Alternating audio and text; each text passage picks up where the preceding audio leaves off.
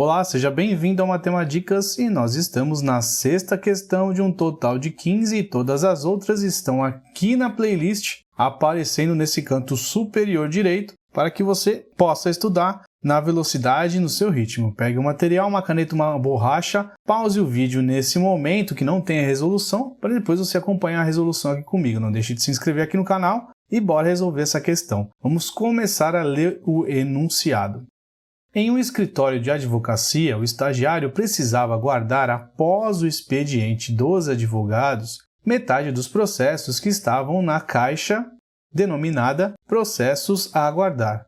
Sabe-se que, durante seu expediente, os advogados colocavam nesta caixa sempre o equivalente à terça parte dos processos que já estavam lá. Logo após terminar o segundo dia fazendo esse trabalho, o estagiário contou e ainda havia na caixa 36 processos. A pergunta do problema é: a quantidade de processos que havia na caixa exatamente antes do estagiário começar esses 2 dias de trabalho era um número. Então ele quer a quantidade inicial de processos. Então a condição que ele disse lá no começo é o seguinte: esse estagiário vai guardar metade dos processos que estava na caixa, processos a guardar. Então nós temos a quantidade de processo e essa quantidade ele vai guardar uma parte. Essa parte é a quantidade de processos sobre 2, ou metade do processo, e aí sobra. Se ele guardou metade, sobrou a outra metade. Ele também falou, o enunciado, que durante o expediente os advogados colocavam nesta caixa sempre o equivalente à terça parte dos processos que já estavam lá. Então os advogados colocavam mais 1/3 do que estava lá, dos processos. E aí ele fala o seguinte: logo após terminar o segundo dia fazendo esse trabalho, o estagiário contou e ainda havia na caixa 36 processos.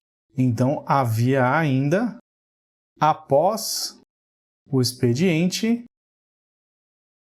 36 processos. Vamos pensar. O primeiro dia, nós temos a quantidade de processos que a gente não sabe e é exatamente o que a gente quer descobrir. Então, vamos colocar como letra P. No segundo dia, o que aconteceu? Nesse primeiro dia, o estagiário guardou metade, processos sobre 2, e aí sobrou para o segundo dia metade dos processos, que é P sobre 2. Então aqui nós temos o segundo dia.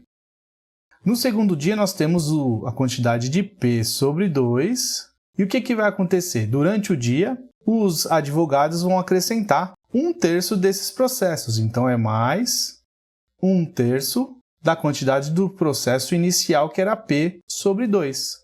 Então, vamos organizar essa conta aqui. Então, vai ficar o seguinte: P sobre 2 mais...